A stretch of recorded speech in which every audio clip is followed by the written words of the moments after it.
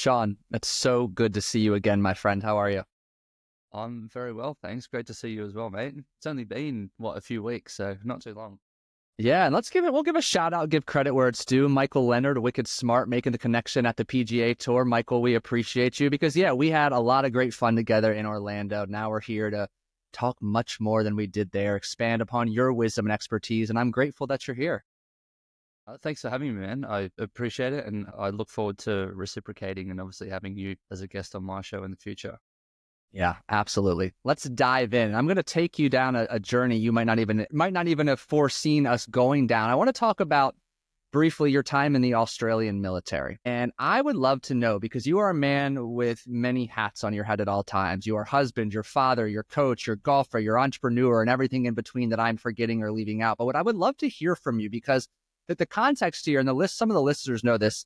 I have a fascination with the military. I did junior ROTC for many years in high school. I've always tried to find as much of a civilian-esque recreation of military-themed training throughout my entrepreneurial endeavors.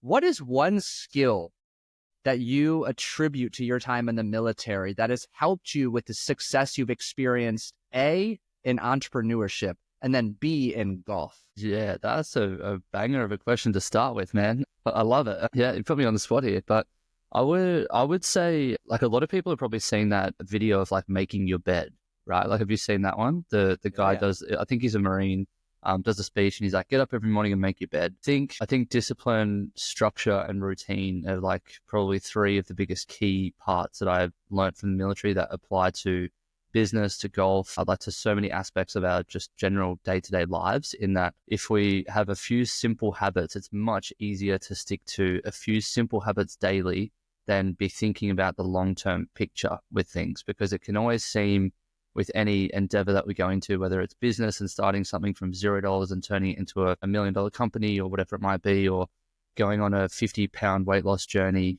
it always seems really insurmountable when you just look from the start to the end. Whereas if you actually just look at the pieces that need to happen and you have the discipline and etc., like I've said just before, in order to do those things daily and the routine, it becomes much simpler because you're just ticking boxes every single day. And that builds momentum in a good way. And then obviously, those tasks start to become what first seemed impossible now becomes inevitable because you're obviously progressing towards it. Oh, I love that line. I will put it out there now. I'll probably steal that line. What was once impossible becomes inevitable. That's awesome. And it's really interesting you say that, because at least this is my perspective, and we're going to get yours, of course. When I think about some of the big goals I have and the goals I help my clients achieve, there is at least a momentary period where it's nothing but pure excitement. We're lost in land, daydreaming. Like, I can't wait till I achieve this, become that. But the truth is that's temporary, because on the other side of that is a whole fuck ton of fear, because it's an identity change. We talk about making millions or losing tens of pounds of weight. That requires you to become a new identity. And what I love so much about what you just shared is those small daily victories begin to plant the seed for a ripple effect into not only transforming your habits, but your beliefs, the way you talk about yourself, all of which encompasses your identity. Yeah, 100%, man. It's just like little votes of confidence in yourself and like little bits of like undeniable proof along the way that you can do this, and you can just keep chipping away at it and doing that thing in order to make progress towards the end goal. So I love that. And it's so applicable in fitness. It's so applicable in golf, because I literally was interviewing a guest on my podcast earlier today, and he's an ex-tour pro, made his debut at 40 years old as a PGA Yeah. Tour player. Gary And Christian, right? yes, Yeah, yeah, yeah. Mike introduced me to him. So I'm sure you'll probably interview him at some point. Great I guest. just had him on. It's so funny. Oh, wow. So one thing that he was saying, and sorry if this spoils anything for your No. episode, I don't think it will, but he was just saying it's all just like little bits of proof to yourself that you can do a thing. Like, when the going gets tough or when things are hard, the little things that you're doing daily, or the little routine or bits of discipline that you have, are just proving to yourself that you can make it happen or you can do it. In the fitness sense, it's obviously, saying no to shitty foods or whatever it might be. And in the golf sense, it's like, even if you are 5 over par after 5 holes and your handicap is 5, and you got 13 holes to play with essentially 0 shots in your bank. It's like, can you go around the course and like, make 2 birdies and 2 bogeys from there on out and like prove to yourself that you can hold it together? So, little things like that. So that's what all of this sort of says to me, and how it's like applicable in both realms. Yeah, very well said. And building off of that example, I found myself in a round just a week ago. I mean, we're recording this probably weeks before it comes out live, in which, at a couple holes where I'm putting for bogey and not where I want to be. Yet, rather than just kind of dismissing it, half-assing my pre-shot putting routine, like I had a tough conversation with myself, like, hey, every shot matters. It's an opportunity to practice, especially, and you get this, like being a new father, the time out there is limited. I want to maximize the most of it. And I sunk a few 20 to 30 foot putts and surprised myself. And okay, what could have potentially been a double or triple, hey, a bogey isn't too bad after all is said and done. But you're right. It's those little moments there. We create little victories. We build momentum. And I think what I loved most about what you said, undeniable proof. I love that. And I'm curious, like when you think about building undeniable proof, and you think about surrounding yourself with the behaviors to start building that, is there such thing as too small of a behavior or an action to take? That's a good question. I don't think there really is. Like little things, like another one of my, like to throw more quotes out there, another one of my favorites is small hinges shift large doors, in that it only takes like small little habit changes or small little changes in mindset or actions in order to see huge changes. You just have to look at how far open a golf club face actually needs to be in order for you to hit it 30 yards right. It only needs to be a fraction, like a very small degree. So if it depends how much length of time or how much length of the goal it is, like a small change in it can change your trajectory a lot. Like if you're off 2 degrees in a plane when you're trying to fly somewhere and you're going from Australia to LA, you're probably going to end up in Mexico. Like you're going to end up a lot further south than what you wanted to, just from being 2 degrees off. Any pilots out there, don't correct my maths. That was a bit of an exaggeration, but you sort of get the point, right? Like even just like dialing it in a tiny bit is going to get you closer and closer to that target each and every time you dial it in just a fraction. And sure, there'll be a tipping point or like a straw that breaks the camel's back where it's like, okay, that's it. I've done it. I think just having there's no too small. It's a matter of trying so many, because like so many will actually be a tiny little bit. And then you'll find one that clicks or one that just gets you over the edge, I find. Yeah, I like that. Now I'm curious, and this is something I've studied and remain fascinated with to this day. Tell me about, how do you start your day? What are the habits and structure and discipline look like in your life? Knowing, again, you're a father, a husband, an entrepreneur who's involved in so many things. Walk us through the first 30 to 60 minutes of your day. Yeah, that's changed a lot since I've become a dad. I would love it to be like really structured and regimented and not have to worry about my son, waking up early, which he has for the last 2 days, thanks to daylight savings. But, in an ideal world, what I would do is some things that are like really important to me to kick the day off. So I just bought myself a new coffee kit, which the first thing I ever do in the morning is cold shower and coffee, like the first things that have to get done. And then I try and minimize or avoid completely any time on my phone until I do a couple of things for me. So the first things that I like to do is I preach to my clients to follow daily mobility routines. So doing 2, 3, 4 key exercises to work on areas in which they need to improve the most, like the lowest hanging fruit for them that's going to see the most improvement in their golf game or just mobility for their swing. And then once I've done that, is like reading 10 pages of a book or doing something like that, like something personal development or working on me a little bit. Focus on yourself, because once you, to bring another saying into it, win the morning, win the day. I'm a very big believer in that. Like do a couple of things for you, which give you small little wins, they're little votes of confidence like we're talking about. And then it just gives you so much energy and momentum into the day and you feel better about it, that you don't have to I missed, doing this thing for myself, or I missed my daily mobility because I had to, all these other things came up. Now, I think that I get that done every single day. I'm a human and everyone else is human. If I can get that done 70 to 80% of the time, I'm stoked. 10 days out of 14, if I can get that done, even on weekends, I'm really happy. Because the other few days are going to be, I sleep a little later. I don't get up at, 5 or 5:15 like I normally do. I want to sleep a bit later. maybe my wife and I went out for dinner or, did something like that, like just to enjoy life. And sometimes my son gets up early, like, he was up at 6 this morning. So I had like not much time to really do anything for myself. And it was like, making him his like morning oats and banana and all that sort of jazz. So yeah, I'll just have to catch that, personal stuff up a little bit later in the day. But hey, it comes with having a kid, right?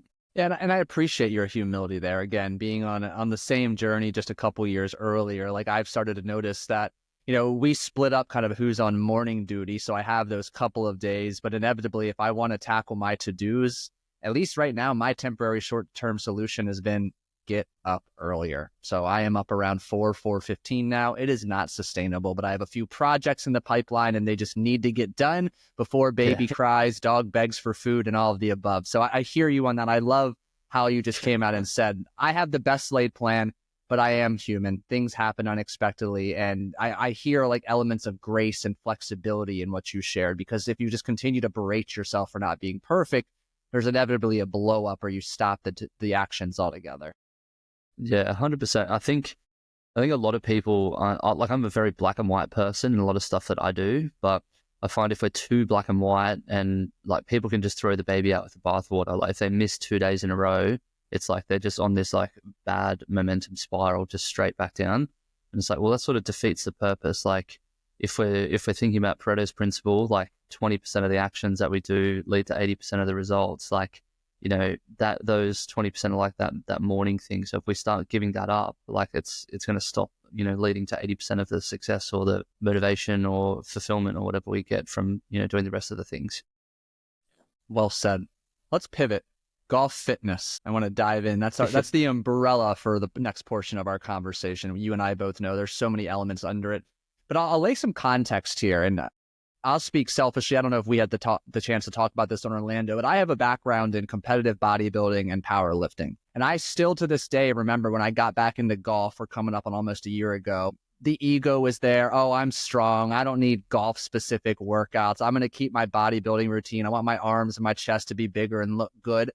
Well, Sean, as you can imagine, I was quickly humbled. I lacked every element of range of motion. I was incredibly sore after I played my first official round of 18. And with that in mind, I know there are many listeners out there who think that going to the gym is good enough. And truthfully, it's not. The fact that you're going regularly is great, but if golf is seriously a priority you're committed to improving, I know firsthand, you know better than I do, there needs to be a specificity to training that is specific to golf. With that said, help our listeners begin to understand in your words, what is golf fitness?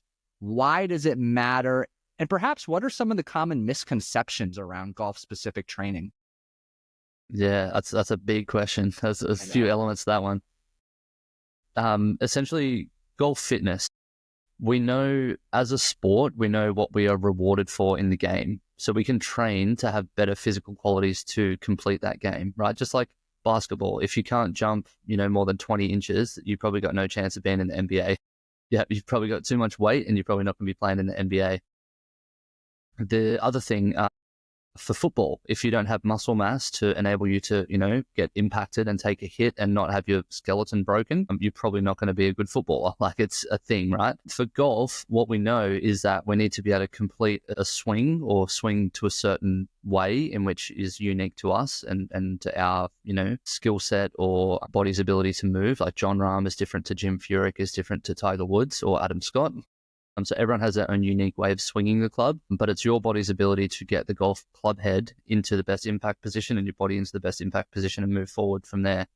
So we know what the things we're rewarded for are, so we can train skill sets specifically to work on that. So what does that look like? Firstly, we want to have the range of motion to complete the golf swing without injuring our bodies. So that's first and foremost for anyone. So we need to have mobility and flexibility. Mobility is how mobile a joint is. So if you're watching it, it's my wrist and being able to move my wrist around the joint. So mobility is that. Flexibility is in your hamstring. Say if you stand straight-legged and you fold forward, try and touch your toes, that's hamstring flexibility. So flexibility is along joints and mobility is around joints. Yeah, just for clear explanation there, because everyone tells me they need to work on their flexibility, but it's their hips not rotating, which is mobility that they need to work on. Yep. So just a key difference there. If we have the mobility in our body to complete a golf swing without hurting ourselves, we then need to be able to do that consistently for 18 holes and have the stamina to do that. So what factors do we train for that? We train strength endurance, we train power and speed, and we train muscle mass or build muscle mass, because that's just going to give us potential to do it without being as sore to complete the 18 holes. Then it's like, cool, we want to start looking for performance and other aspects. Like, let's really dial into speed and power and contrast training and overspeed and overload and all that type of stuff, so we can sort of go up the performance spectrum. So that's golf fitness as a whole. What do I see as some misconceptions? There's a couple. First is what you just said, which is I'm training in the gym, that's good enough. I mean, it is good enough. Like, if you don't have any, aspirations to be like a really good golfer or to improve your scores or whatever it might be, and you just use golf as an outlet to socialize, drink beers and hit balls and laugh, that's perfectly fine. You probably shouldn't be drinking beers if you're training and trying to be healthy, but that's beside the point. But if your goals, to improve your handicap, to improve your play, to be able to play without pain, all these things, then it's silly not to do the things that we know you should be doing. Like, it's stupid, really. Like, we know what we're rewarded for. So now that you know that, if you're listening and you didn't think about it that way and you know that, now you know it's like time for you to do something about it. So what's another misconception is that, how do I phrase this one, is like everyone thinks that just being mobile is enough to be a better golfer. Being mobile is good, but if you're not strong through that range of motion and you can just move there but you're not strong, that's where injuries will happen. Strength is our resilience against being injured from the sport that we're playing. So if we can do something and it becomes relatively easier output to do that thing. So golf, for me, carrying a bag for 18 holes, playing in 36 degrees Celsius, which is like, I don't know, close to 100 Fahrenheit with 100% humidity in the Cayman Islands, carrying my golf bag, walking the 15,000 steps or whatever, I can do that and not be sore the next day. So I know that, my output for golf is very minimal for me. So I can perform better within it because I'm able to concentrate better. I'm not fatigued. I'm not as tired. I'm not, dehydrated, all that type of stuff. For someone who doesn't have the fitness there, that would be an absolute battle for them to finish that round. They'd be laying on the ground afterwards. They wouldn't be able to play the next day. And this is why so many of the guys that I've worked with over the years and ladies, when they start with me, there's just no chance in hell that they'll be able to do like a 3-day Pinehurst trip where they're playing like 36, 36, 36. There's no way in hell they would last that. But after some training, building some muscle, building some strength, like they can actually withstand that, like their body can handle that load and volume. That would be the other misconception, is like mobility is the only thing that's needed and we don't need strength and to build muscle mass. Yeah, hopefully that's answered all of your questions there, because it was like sort of like 3 questions in one, really. So I think honestly, I've touched on all of it. My first response was, holy shit, you tackled that like a champ. Your ability to break that down, first laying the foundation, defining golf fitness. Dude, that was awesome. And for those of you listening, several key nuggets there. Go listen back. I mean, it's so valuable what he shared. And I think what often gets lost, and Sean did a great job highlighting this, is like, there's a definite alignment needed between the type of workout you're doing and how committed you are to your golf specific goal. And to be frank, like Sean addressed, if you have one that is any bit above just being out there having fun with your bros or your girlfriends there, drinking a couple beers, having a good time. I almost wonder too, though, for those of you who golf once a month recreationally, could it not be equally important to prioritize the mobility, the flexibility, and the strength training, simply because if you're not doing much in the gym, you're much more prone to injury, correct? Yeah, 100%. Yeah, we know that like one of the leading causes of injuries and loss of independence as we age is loss of muscle mass or muscle atrophy, so losing muscle. And what we know now through lots of studies, there's lots of really good guys online that you can follow. Chris Beardsley is actually a really good one. He puts out a lot of meta-analyses and studies and whatnot.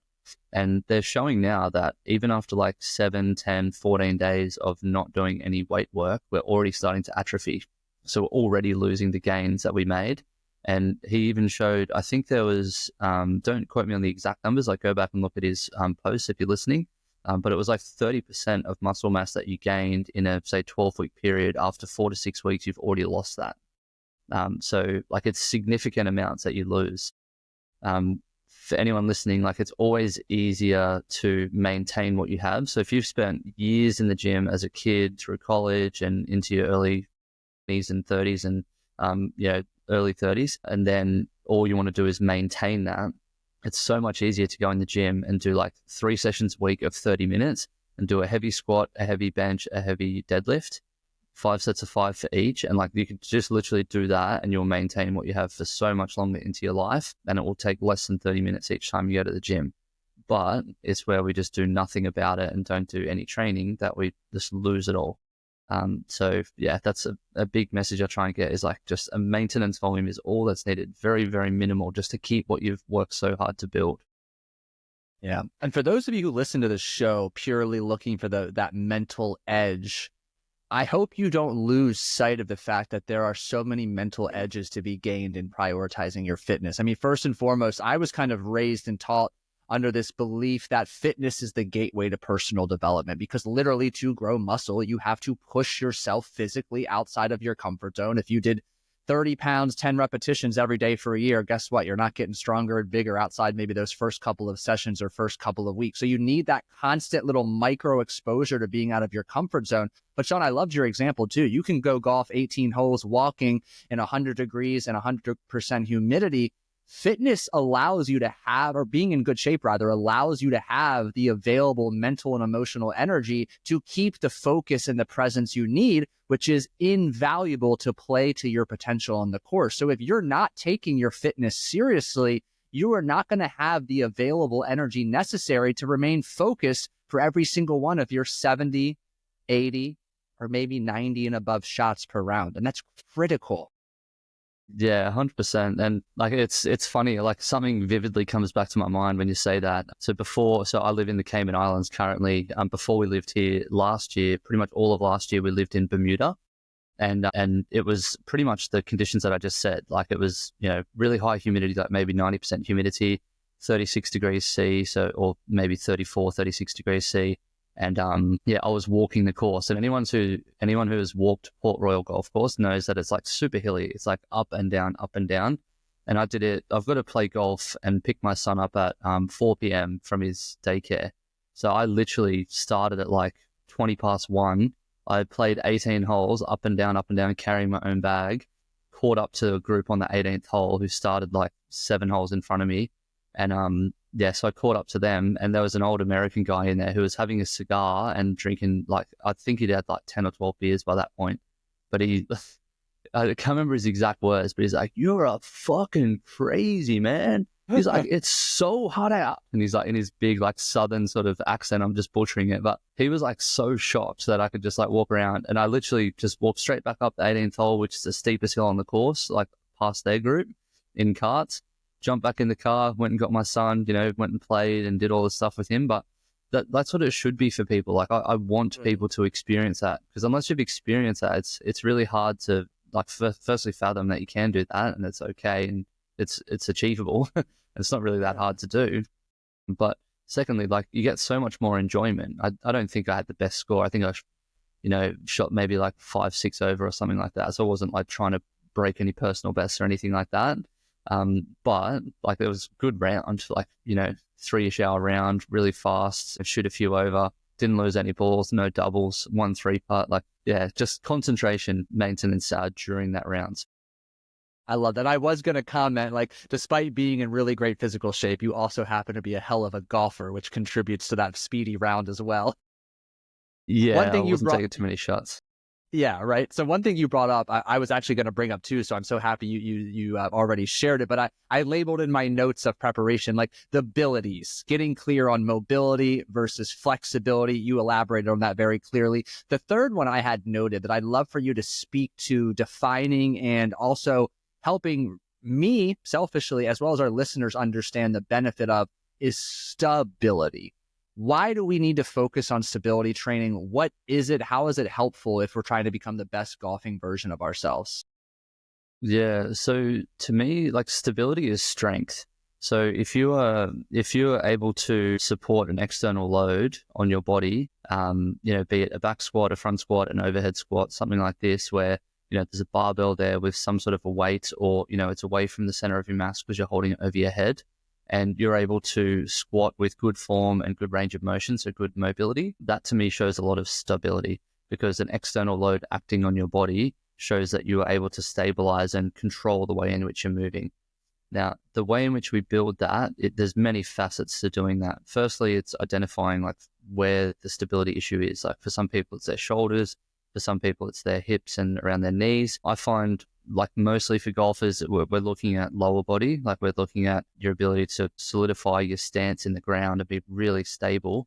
And it's going to move people away from things which you commonly hear of like swaying and sliding in their swing. So starting the backswing with some lateral momentum and then, sliding through the ball.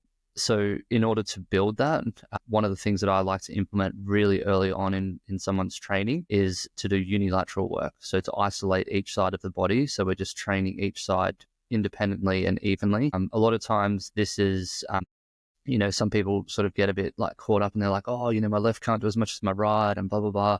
And it's like, well, yeah, exactly. That's why we're doing this. If your right leg is stronger, and generally, so this is a thing which a lot of people are really surprised by when we do the screening. One of the things that I do with a mobility and fitness assessment of somebody is we look at stability through the legs and we do a single leg balance test. So having them stand on one leg and just looking at which leg is better. So just quickly for you, which do you think for a right-handed golfer, which leg do you think you can balance on better? Or which would you be able to?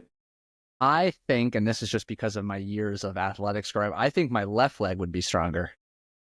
Yeah. So your left leg is, maybe not stronger in the sense of it'd more stable. It'd be able to, not stronger in the sense that it'd be able to kick a ball further or be more coordinated to kick and have strength in it, like a kicking action or something like this. It's the left side is definitely more stable. Yeah, because it is the pivot point that you go around. So for like a lot of your listeners are probably from the US. So you've probably thrown a football, you've thrown a baseball, and you've hit a golf ball if you're listening to this. And that's all done by having that left leg planted and then your hips rotating around that. So it's the anchor and the stable point.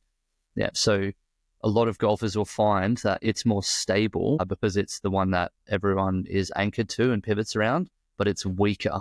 Yeah. So they can stabilize okay, but they can't lift as much weight with it. So we want to even that out with the body because golf being very one-sided and repetitive motion, if we just continue to do that, it'll just create more and more imbalances. And it's where you get people, walking around like this, like one shoulder up, one shoulder down, or like, twisted spines and all sorts of stuff. So what we want to do is just try to, as much as we can, get each side of the body working to its best ability and as strong as it can, so that when we do all that one-sided work, it doesn't, detract too much from a good, healthy, functioning body. Yeah. So stability is strength, and isolating side to side, doing a lot of, lunges or split squats or, there's other, alpine squats. There's many different variants that I can get people to do. But essentially it's trying to build strength, mobility, and stability by isolating side to side. Well said. I'm glad I asked that question because my mind kind of coming into that question was like, I have a background in exercise science, a minimal amount compared to you, of course, but single leg, straight legged deadlifts has been something just to work on that, evening out both sides, the ability to hold that I'm going to butcher some of these words, but to exhibit strength on one leg as I go through that range of motion versus two. I have found that being able, it's so funny you mentioned the example of sway, getting back into golf, I had that problem massively. I would just sway my whole body and then try to come back, but being able to fully rotate around as I go about my backswing and then through the remainder of my swing, I feel, again, these are my words, they might not be fully accurate, just more stable in my base as I'm now able to rotate throughout my body, coming from what used to be a very armsy swing. And I attribute that to a lot of unilateral. Yeah, 100%. Yeah, like with sway and slide, one thing and one of the things I'd really hammer home is that single leg strength. It's also hip mobility. So our hips need to be able to internally and externally rotate 60 degrees in order to complete more range of motion than what our swing requires. So if we have that, then if we look up the body a little bit, this is like to dive a bit deeper into like a TPI screening, but 60 degrees of rotation for the hips, 45 degrees for the thoracic. So sitting there and then, 45 degrees is only this far. Everyone thinks it's 90 getting all the way around. There's only 45 that we need. And then our shoulders, for anyone watching, our forearm, we want that when we're standing to, if we reach it back, to exceed the range that our shoulder can, exceed our spine angle. Sorry, I should say. Yeah. Which for a lot of Americans, again, throwing footballs, throwing baseballs, if you're right-handed golfer and you've thrown right-handed, you probably won't have too many issues with that shoulder because the ligaments will be pretty laxed from throwing. But if we've got all of those things, then we should be able to eliminate a lot of these swing faults. So that's where training comes into it. So a lot of people can't really piece together how the movement of their body will actually translate into them moving better in the golf swing. But the amount of times where, and I've just had a client recently, Nick, who he has been working with a golf coach, a Canadian guy named Larry, who I interviewed, a great guy. But he's been working with him for a while, and there's been a few swing changes that they haven't quite been able to implement to the way that they want to. He's been working with me for around 6 months. Body's moving better, club's getting into positions, like all these swing changes are starting to become easier because of the work he's doing in combination with me and Larry. And now Nick's talking about working with Mike Leonard, getting the full trifecta, like physical, mental, and swing coaching all dialed in to obviously play to his potential. So we've got to have the body moving right in those ways, and that will eliminate those swing faults, which, talking about swaying and stability and everything else, it's not always just, strength is going to be the answer for it. It's like rotation, strength, stability, like there's a whole group of things that need to come together for it. It's a cool dot connecting moment for you. You led with mentioning a variety of different golfers, the uniqueness in their swing, and a great golf coach is going to help you build a swing based on your body type, composition, range of motion. Yet that swing becomes not only so much easier to build, but a hell of a lot more effective if you allow yourself to be able to expand your range of motion, have the fluidity, the opportunity to move your body fluidly throughout that entire range of motion. So just another reason golf fitness, the specificity, mobility is so important to become the best version of you on the golf course. Now, I want to continue down this nuanced path. I want to talk about speed training. I want to talk about power. Differentiate speed training versus training for power for us. Yeah. So I always like to just go back to the physics quote, the physics formula. Speed equals distance over time. Right. So there's a few different ways in which we can manipulate speed. The way in which that I like to go about it is at first is increasing distance. So distance of swing just means a longer swing, right? So if the club's going from this point around to here and then back to there, that's the distance that it goes. If we can get it to go a little bit further and the time to remain the same, then it means that we're going to have more speed, which, is greater power output to the golf ball. So we try and manipulate that first. So get someone a little more range of motion, get them closer to the 60 degrees of rotation in the hips, 45 in the thoracic and 90 plus in the shoulders. And then we're probably going to see some transference to speed. The next way that I like to go about it is to increase somebody's power potential. And the way that we increase somebody's power potential is to increase their muscle mass. I don't say increase their power, I say increase their power potential. Yeah, because if we had Mike Tyson fighting against Manny Pacquiao, I think you can imagine who's going to win that fight. If one of them gets one punch, it's all over, I'll leave it to the viewer's imagination of that happening. But essentially, it's why we have weight classes in sport, because one has the potential for greater power output than the other. So especially in combat sports, it's a big thing. So if we've got someone who has a little more mobility, so they're moving further in their swing. If we've got someone who's got more muscle mass, so they're more lean muscle mass, then we start moving into strength work for them. So start getting them to recruit those motor units, the muscles, motor units, recruit them in a way which it's like a high contractile force trying to push that weight up, like a heavy weight up. It's called overload training, or strength work is overload training. That is actually getting them to coordinate that power output or output power.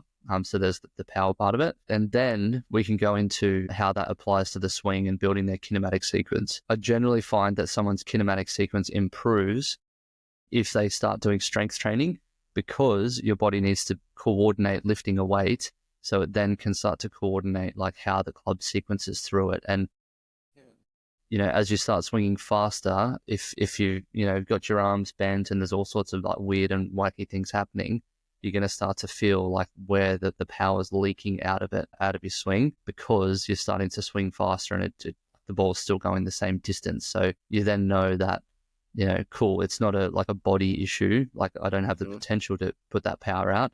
It's a matter of like, cool, I just need a couple of coaching cues to like help me with how to output that power into the golf club. So hopefully that didn't like specifically, answer the question, but it's like sort of systematically gone through like approaching speed training and my thoughts into it. No, it's awesome. What are some specific, I'll go this route. You can always give an answer that's beyond the question itself, but like what would specific power training look like in the gym? Because I have my own variation in my mind that I don't even know if it's 100% correct. So I want to hear from you. If I'm trying to train power in the gym and I already have a solid base of strength training background, what might the exercise selection look like for power specific training?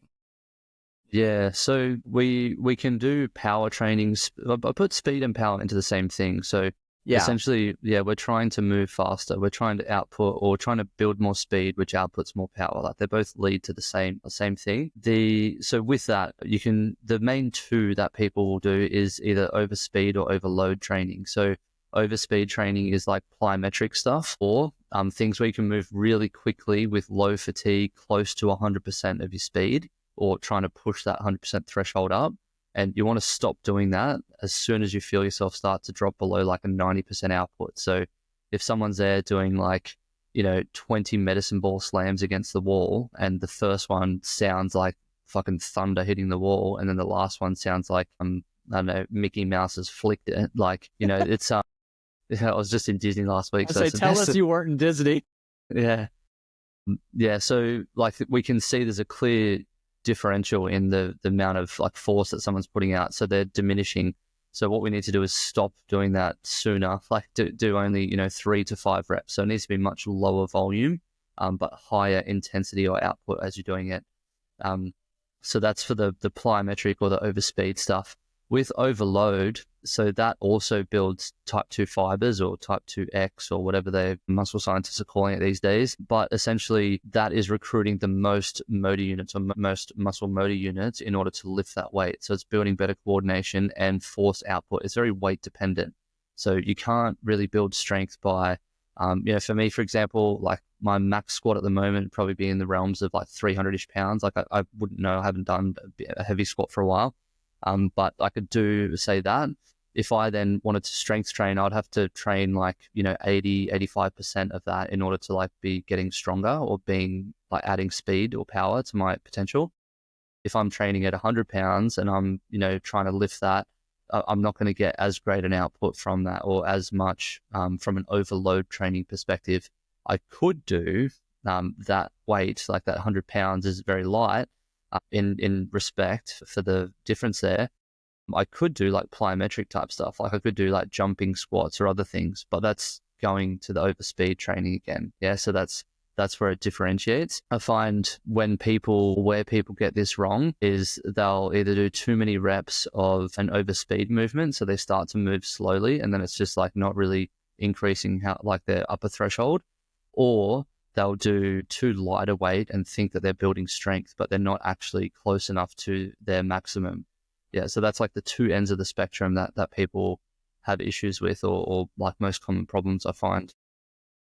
I love that. And I'm curious, either personally or professionally coaching so many people over the years, what mental benefits, what mental edge, if you will, have you found either yourself or your clients derive specifically from the implementation of speed and power training into their regimen? Yeah, so I feel it's like everyone thinks like it's a bit of a big dick move or a flex to be able to hit it further, and like it's really cool to be able to do that. But the other abilities that it gives you, like to hit through rough, to hit out of the sand much easier, to play on uneven lies and still put a really good solid contact onto the ball, good strike. So there's all these other carryover benefits to it. But the main thing also is, if you could, Paul, coming to me, you can swing 100 miles an hour right now when you're trying to swing out of your shoes, and that's like the maximum potential that you could do. You're going to go out on the course and you're probably going to swing somewhere between 90 and 95. Like that's going to be your swing. Yeah, if we can increase that threshold for you from 100 to 110 is when you're swinging out of your shoes. Now you're going to go on the golf course and you're going to swing at 100 to 105 and you're not swinging out of your shoes. So that 10-mile increase that you've just gained on your maximum, you've also just added to your bottom line, because you don't have to swing at 100% every time. You've got the ability to do it, but you don't have to. Like, you're still swinging faster even though you're not actively trying to do that. You know what I mean? Like everything is brought Yeah. up from that. And who doesn't want to be able to like get to a course like, you know, St. Andrews or something like this, where it's linksy, it's downwind, the ball's not going to spin as much. It's like 2 football fields wide is the fairway. Who doesn't want to just fucking smoke one down the fairway as hard as they can?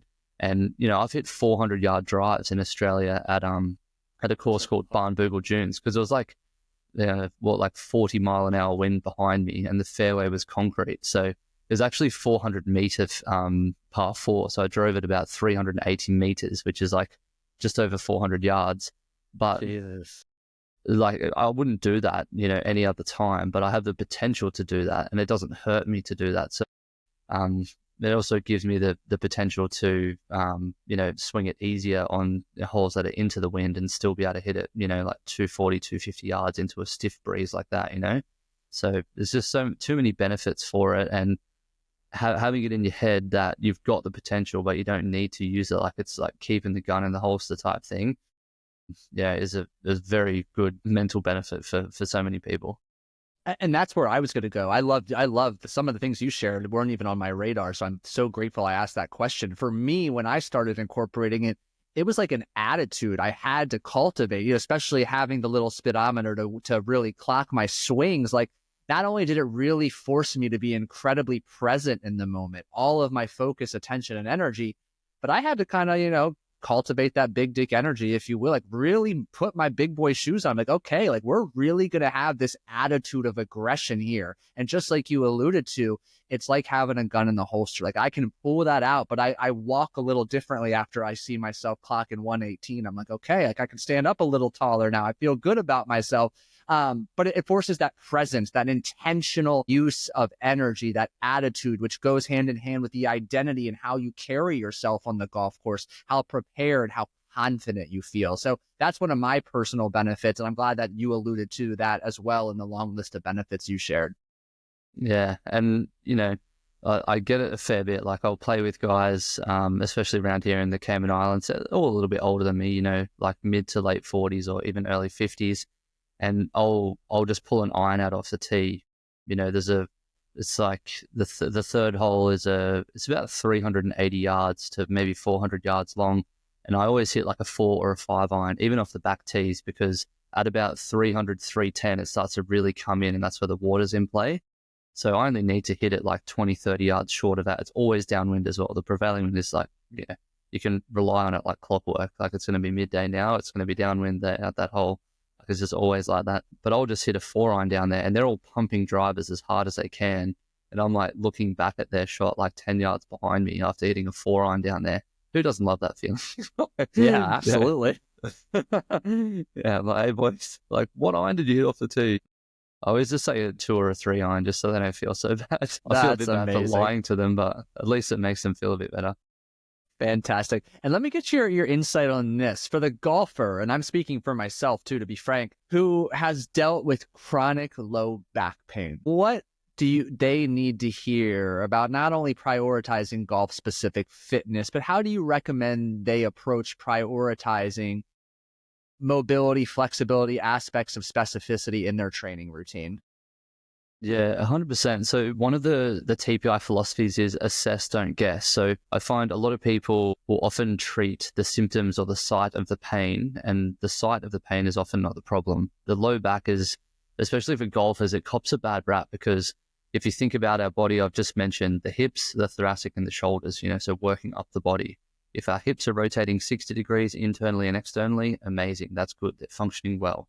If our shoulder or our thoracic is rotating at 45 degrees, yeah, then awesome. We've got 60 degrees there, 45 degrees there. So we've got 105 degrees of rotation through 2 parts of the body. That exceeds what we need in the swing. If then our shoulders are doing the same thing, it means that there's nothing going wrong there. Like we're in a pretty good spot.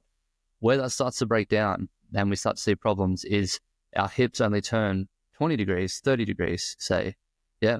Then our thoracic, sure, it can turn 45, 50 degrees, but it can't make up for all of the lack of what the hips are not doing. So who gets called into play when one thing doesn't turn, the next thing doesn't turn? The only thing in the middle is that guy called the lower back who cops a bad rap for everything. It is, and you think about the way these things are designed. So our knees are designed for flexion extension. Our back, lower back, is designed for flexion extension. Our hips are designed for rotation, and our thoracic is designed for rotation. Yeah, so parts of the body as we go up it, are meant for different things. They're meant to perform different functions. The lower back being in the middle of two units, which are meant for rotation, means that it sometimes gets asked to rotate when it's not designed for that. Yeah, which is like, if you think about it, like wringing out your spine like that, it's not going to feel nice, is it? Yeah. So that's where, side bending too much or asking to rotate when it's not designed for it, like all of these things contribute to the lower back copying a lot of the load in which it shouldn't, because some other part of the body isn't functioning to its potential or the way it needs to. So assess, don't guess. Assess what is actually going on with your body before you just start guessing what to do, because strengthening your lower back is not going to fix it. It's going to be adding mobility, range of motion, or something to another part of the body, which enables you to not have to put pressure onto the lower back in order to have that issue happening. So that's the main one. Okay. There's others that happen, like some people have sciatica, and some people have, another client had scoliosis. He didn't find out till he was like mid-40s that he had scoliosis. He's an airline pilot. He's just been in, plane seats for tens of thousands of hours of his life. So it hasn't been ideal for him. But, there's other different things. But the most common theme that I see from golfers who have a sore lower back is from that. It's from some part of the body not functioning to the way it's intended to for the swing. And that needs to be addressed. As soon as we start to do hip mobility, thoracic mobility, those things start to clear up immediately. It's like, wow, I can turn through the ball now. I don't really extend anymore. My back feels better. Like I don't feel my back after a round. Like all of these things are super common to hear once we actually address the underlying issues for it, and not just, point at the lower back and blame it and try and strengthen it. I owe my lower back an apology. You just blew my mind. I'm just so locked into that visual. Knees extend, hips rotate, lower back extends and flexes, and shoulders rotate, thoracic shoulders rotate. Like that, oh my God, to me. Like, it makes so much sense. And like, I just know for like in my own little short-term journey, my lack of rotational ability absolutely put added and unnecessary stress on my back. Like, yeah, you just turned on so many light bulbs for me, and I've connected the dots as to why I've been in pain. So that was awesome. Love that. So well said. The visual is incredibly helpful for me personally. So thank you for that. I want to know, because you are a wealth of knowledge. I already know we're going to do this again. Where can our listeners go to listen to you? You're on your awesome podcast, but more specifically, not only learn from you, but go get coaching with you. Where do you want them to go?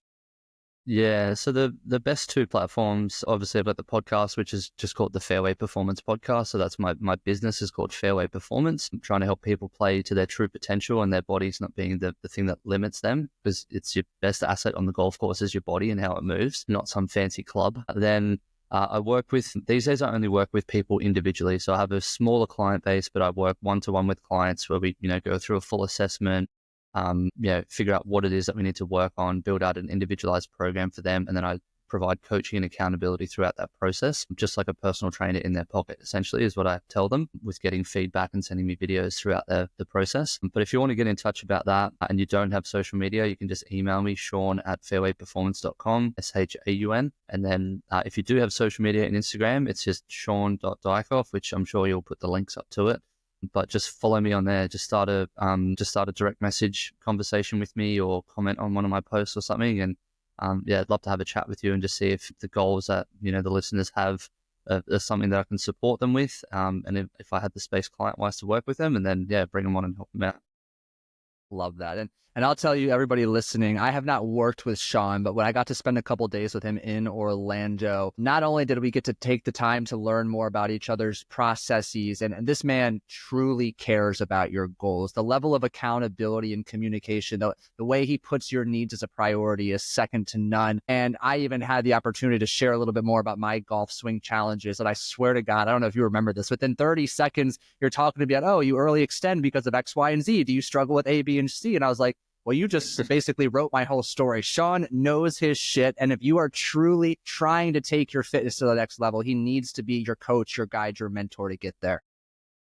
Awesome, man. Thank you. It becomes quite easy. We didn't talk about it at the start, but my job when I was in the military was an aircraft maintenance engineer. So I've always loved the philosophy of fault finding and troubleshooting stuff, and I just see the body as another part to that. So yeah, that's why I break it down into those things. Like this needs to do this needs to do this, etc. That becomes much easier. We used something called the half split rule in aviation maintenance. Like we'd split a complex system in half. Is the problem here or is the problem here? Yeah, awesome. Yeah, then we'd go here, then we'd split it in half again, and just keep going half, half, half, half, half, and it just stops you from, just assessing and not guessing, just like pulling random bits and just trying to check it, all the different parts. So that's sort of led to my, wanting to help people in this respect, and why I can just like systemize and break it down like you were saying there. So yeah, it's quite funny awesome. Sometimes. Yeah, really, really cool to have that extra insight too. Dude, thank you so much for joining us on the show. I really appreciate your time and your wisdom. Thank you, mate. Appreciate it. And yeah, look forward to you jumping on my show soon. Yeah, absolutely. And for those of you listening, thank you for tuning into another episode. I know you found immense value in today's episode. Not only do I need you to go listen to it twice, maybe 3 times, I need you to go share it with your golfing buddy. Push him or her to get better so they challenge you to get better. Take your golf fitness seriously. It will take your game to the next level. So share this episode, go listen, take action. And if you haven't done so already, take 30 seconds to leave a genuine rating, review on both Apple Podcasts or Spotify, wherever it is you're listening to today's episode. Thank you again for listening. Have a fantastic rest of your day. Hit them straight, and I'll catch you in the next episode.